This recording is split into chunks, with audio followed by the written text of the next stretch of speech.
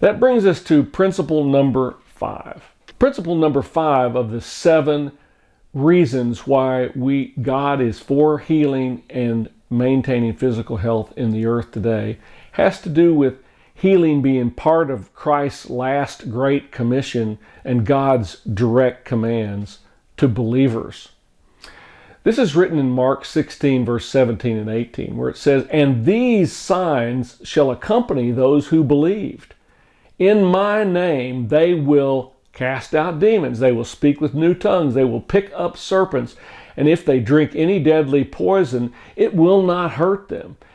And, get this one, the 18th verse, they will lay hands on the sick and they will recover."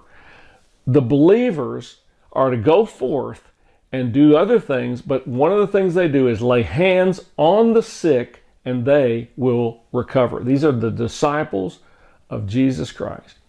James 5, verse 14 and 15 says, "Is anyone sick among you? Let him call for the elders of the church and let them pray over him, anointing him with oil in the name of the Lord. And the prayer offered in faith will restore the one who is sick. And the Lord will raise him up, and if he's committed any sins, they will be forgiven him." Remember, we are talking about healing and freedom and restoration from sickness as part of God's great commission and his direct commands to followers of Christ. James 1, verse 6 and 7 says, "But let him ask in faith without any doubting. For the one who doubts is like the surf of the sea, driven and tossed by the wind. And let not that man expect that he'll receive anything from the Lord."